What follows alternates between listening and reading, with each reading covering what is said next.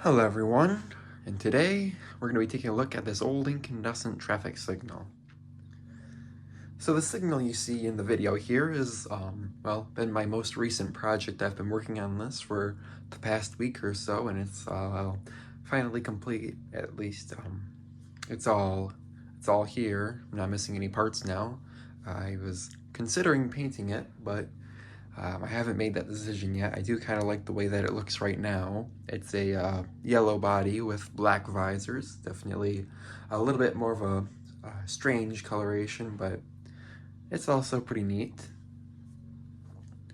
So this particular signal is made by T-Con and Kentron. And I say that because this is really a mix of different signal parts. The red and amber sections are both T-Con, and I got those both pretty recently. And then the green arrow section is made by Kentron, and that is actually a signal that I've had for quite some time now. I got it almost 4 years ago now, and I've just been waiting to make it into 3 sections, and now I've got it here. Now, if I do come across another T-Con section, I will perhaps switch it out so that I can have all T-Con sections, but these aren't too easy to find, so I'm just lucky enough I've been able to piece together a 3 section. So really for quite some time now I've been wanting to put together one of these signals, and we'll take a look in a little bit at the back of the signal. And if you're familiar with them, I really do like the looks of these signals. I think the design on the back is really pretty cool, and these are also from pretty early on in the plastic signal era. I believe this signal to be from the late 70s to the 80s. The T-Con sections, I believe, are a little bit newer than the Kentron. I do think that Kentron came out first. However, there is really no way to figure that out. I've tried looking on the internet, but there's really very limited information on these companies.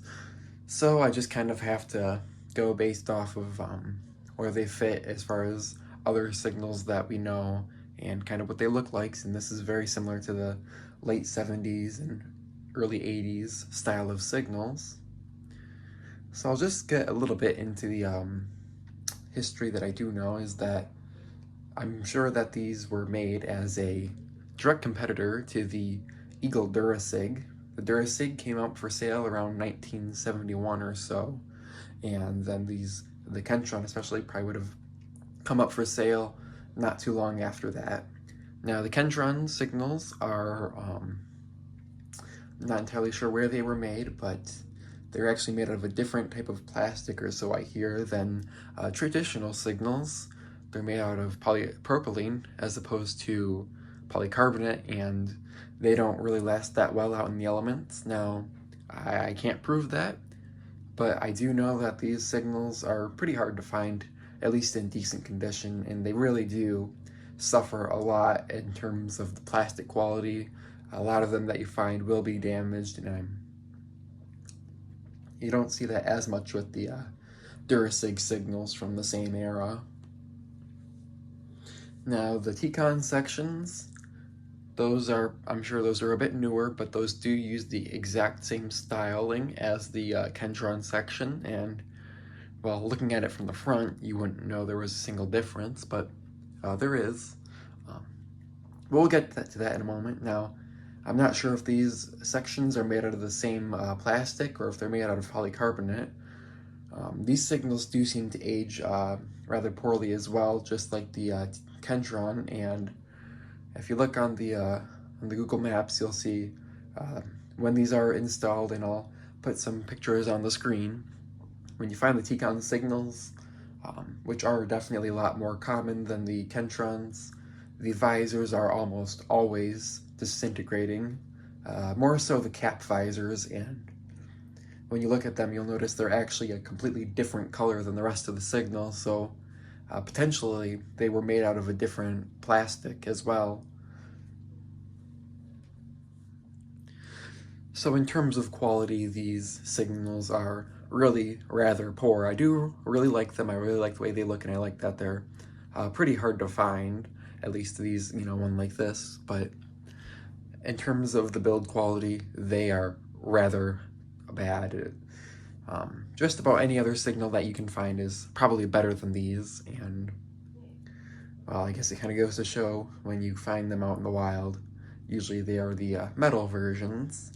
Now, they didn't make them in aluminum. They weren't really that great either, but they did hold up quite a bit better. They do look identical to the plastic signals, so they are interchangeable with each other. They look identical on the outside. The inside construction is a little bit different. The inside of the aluminum signals, I would say, looks quite a bit like the Allisig on the inside. So just to give you an idea, imagine what an Allisig looks like, and that's what the inside of the metal T-Con and Kentron signals look like. Now, recently I was looking through some old eBay listings, and I actually found a Kentron signal, which happens to use the MSI style of housing, very plain on the back, and from what I understand, sometime in the 1980s, Kentron sold their molds to MSI, and then MSI eventually became part of McCain, so that McCain style, very bland signal profile is originated with the Kentron design, so that's pretty interesting. I have to imagine that the Kentron signals like that are very, very hard to come by, even more so than these. I've only ever seen that one, and I'll keep my eye out, but it probably not that likely. Now, actually, sometime in the early 1990s, T-Con was bought out by Econolite, and you can actually occasionally find Econolite signal heads with the same 12-inch mold as the T-Con signals. Those are not very common either, and I'd love to find one, but they're not something you find every day, but it's kind of just an interesting little part of the history on these signals. So yes, they exist with 3 different names, 3 different manufacturing markings on them. Alright, so now I'm going to go ahead and turn the signal around so that we can see what the back looks like. The signal turned around here, so now you can take a look at what the back is. And this is why I really like these signals. I think this back housing design is just super cool. There's quite a bit of design to it. Some of the most complex signals I've seen, and just to give you an idea, they do have the screws on the outside for the back plate. Mine doesn't have that. And then you've got the main signal housing, which is actually very similar to a Durasig, however it's a lot thinner. And then there's little portions that stick out further to accommodate the reflector. And of course there's the T-Con and Kentron logo. The logos are definitely very different. The T-Con logos are definitely a lot more bold embossed as compared to the Kentrons. So if you find these in the wild, that's kind of one way you can tell if you can't really make out the logo. The T-Con's logos tend to be a lot more bold than the Kentron ones. In fact, you can barely even see it on the video, but we'll take a closer look. I'll take the camera off of the tripod and we'll take a closer look at the signal housing. We'll start with the back since I have it turned around to the back. I'll start at the top here. You can see the top looks a lot like a Durasig, however this section here is a lot thinner. There's 4 little screw holes here which have been plugged up, and then your little ring here with all the teeth on it for the pipe fittings. Notice how much this thing is yellowed. There's the original color of the signal. On the top here you'll also see where the hole for the hinge pin. For some reason this is recessed. Looking at the back of the signal, you'll see that it's a T-Con logo. Very nice. Here's the spot where the mold was poured. You'll notice here where that part sticks out. And you have these large cone-shaped things on the side, just like an Allisig. And you got on this side, not the other side, you have these little protrusions here, which is where the reflector clips in. Now here's the Kentron section on the bottom. looks identical, but the Kentron logo, and I really like that logo. Really interesting little intersection. So that's the back of the signal. I'll go ahead and flip it back around front, and then we will take a look at the front of the signal. All right, so I've got the signal flipped back around to the front. Let's just take a look at the front real quick. So it has the very flat doors and the wing little thumb screws, just like a Durasig. I don't have a Durasig on me to compare it with, but I'm sure you know. Now the difference with these is the visors. The visors attach via little tabs that are molded as a part of the housing. So there's just 4 little tiny plastic tabs that hold the visors in, and I just can't imagine that those are very good. I don't really like this mounting system because it's very easy to break. It's actually, I'm very lucky that I was able to find 3 sections that have the intact visor tabs, because these are one of the first things to break off, and then you just can't put your visors on. So it's a cool idea, but it didn't work. They could have, if they would have reinforced this a little bit more, had some more plastic here, that would have worked a little bit better, would have been stronger, but they didn't. So that's just something you have to be very, very careful about. And then we have the screws on the side. Now these are visors I bought off of eBay, from an eBay listing. These signals originally would have had yellow visors because they came from Michigan. However, I put these on and I think it looks pretty neat, that color contrast. This color scheme is used in some places of Ohio, which is also where the Kentron T signals were used a lot. So it really just kind of has that Ohio feel to it. So whether or not that's a good thing, that's how it is. So anyway, these visors, I was going to say something though. Yeah, the visors actually slot into a little lip, or a little recessed lip around the sections. So let's kind of zoom in so you can see there's a little ring around the housing that the visors fit into.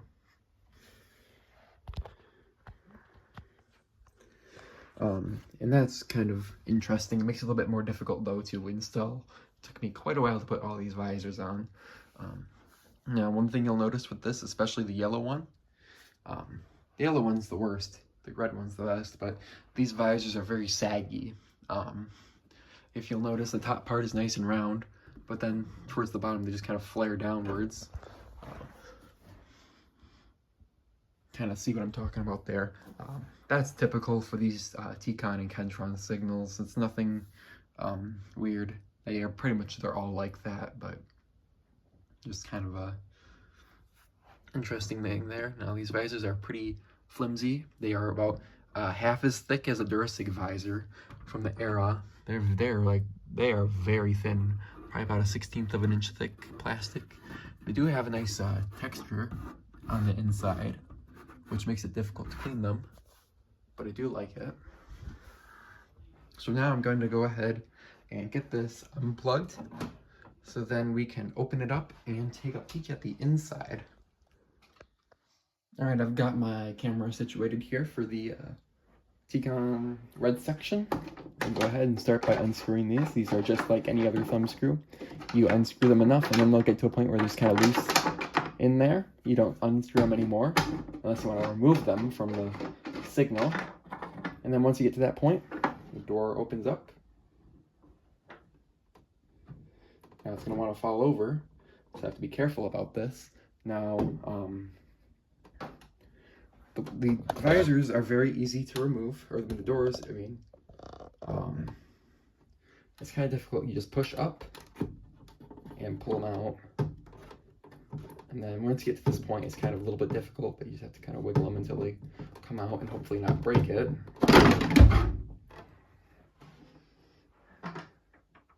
So let's take a look at the door. Here is the door. I need to give myself a little bit more room than that. Here's the inside of the door. Now, looking at this at the top, Here's the little hinge pin and the top. You can see it. And then on the bottom, you have a flat peg, which lines up with a slot in the door that you have to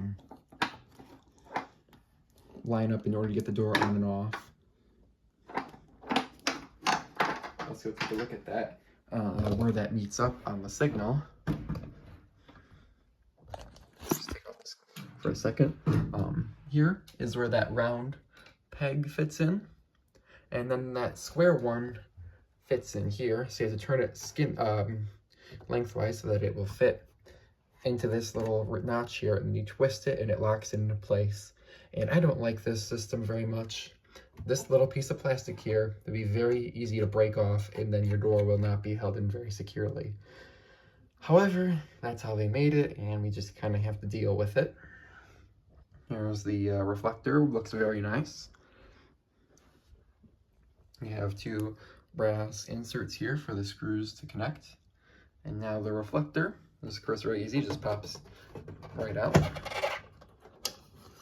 Your standard pressed aluminum reflector.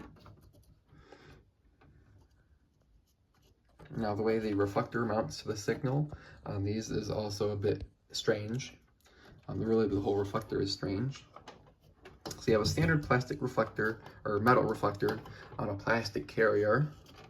Very flimsy plastic carrier. And a metal spring with your standard socket. That's all normal. However, where this connects to the signal is there's no springs. Just kind of see where it connects to the signal. Now to get this thing out, reflector, there's a little tab on the back here.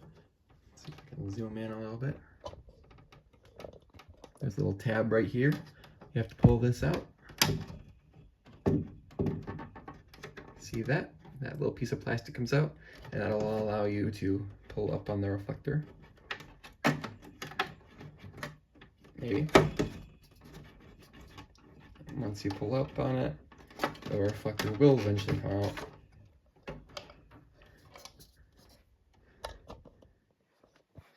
So, here's the reflector. Here's the little pin, which is a separate piece of plastic.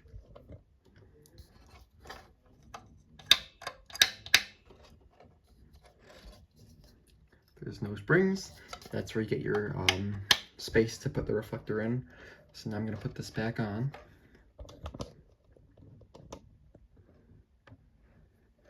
So I'll start by pulling this thing back and slide this into the hole. Then I will line this bottom part up and stick it in there. Alright, and then finally this piece of plastic will get clipped back into place, holding the reflector in place. So now I can close this up and then put the door on. There's one design quirk with them that you need to be careful of, and yes, I just set this on the ground and on the visor, so I wanted to make sure I didn't break it. I didn't hear a snapping sound though. Anyway, you might have noticed it, and I forgot to mention it. The lens, there's no lens tabs. Notice there's the screw holes, and the lens tabs would screw in, but they're not existent. All of the poly signals are like this. The metal ones do have lens tabs on them. So how do you get your lens out? Well, it's actually really easy to get the lens out. All you have to do is come on from this side, and it's easier when you don't have a visor on, and just push on the lens and it will pop right out. But when you go to put the lens back in, there's a little lip on this gasket that has to fit around the door. Notice the gasket fits around both sides, and there's just a little gap in the gasket that has to fit all the way around the lens and then all the way around the door, and that is not easy to put together. I've had all the lenses out on this signal, which was a mistake. It probably took me about 20 minutes to a half hour to get all of the lenses back in. Not easy at all. Makes you just, gosh, this is easy enough are hard enough to make you just want to break the signal. I mean, this is just really a pretty stupid way to do it, and the early first-gen Durasigs were also made this way. Yeah, just hard enough to put these in, just makes you want to throw the whole thing out the window and forget about it. But yeah, these lenses are 100 watt if mast Aero, 150 watt by AKT Corp.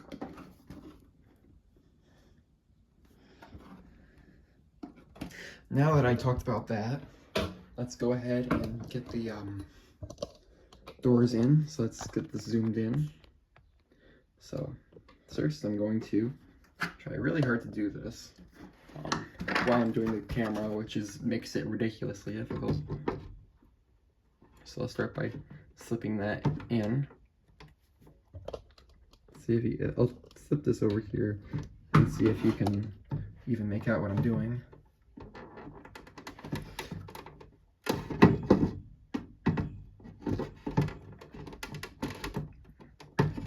It's really not that difficult to do, but when you're trying to do it on film. All right, I want to quickly open up the yellow section because that's where the wiring is.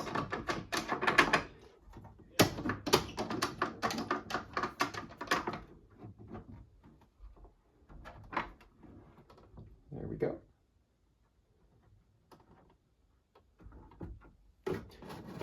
There's the terminal block and the sequencer. This sequencer is literally the cheapest one that I could find on Amazon. It was like $22 and it works fine. I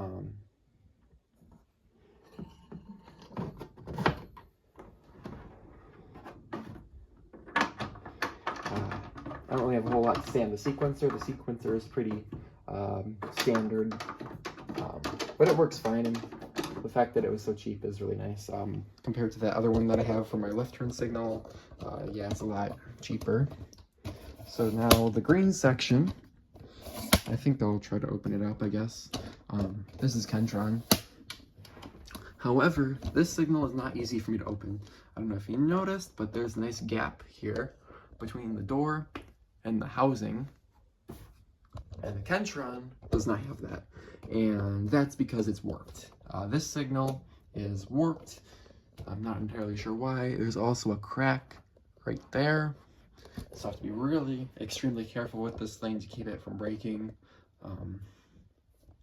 Another interesting thing with the Kentron is that unlike these, the lenses actually say Kentron on them. This is an Aero lens.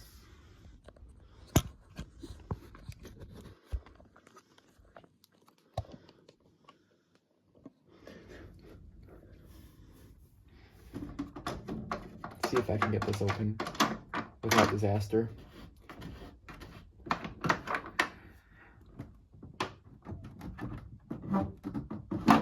Yeah, it's difficult, but it works.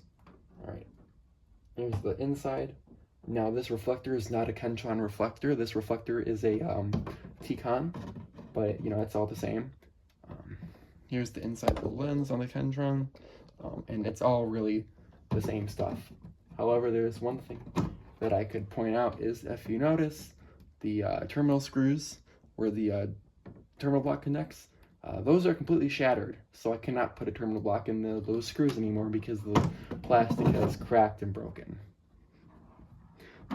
Let's close this up if I can. It's really pretty bad.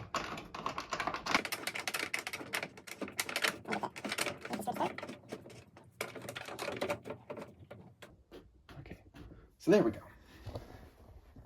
So that's really all there is to do with the signal. I'm just going to plug it in. And yeah, it's a really neat signal. I do really like it. However, it does have a number of flaws. The quality on these is really subpar. I mean, anything from today is probably still better than what this is in terms of quality, but I like it still. It's a very nice signal, really interesting design, and pretty rare. Now, these were never really that rare. They were installed quite a lot in the really the whole United States back in the 80s, and so, but they have all broken down and they've been replaced. Given how the lenses are in these, it would be an absolute nightmare to install LED retrofits. So I'm sure a lot of these got taken down once the LED signal craze hit back in the early 2000s. So that's really all I have to say about this signal. Hope you guys have enjoyed. Thanks for watching, and bye for now.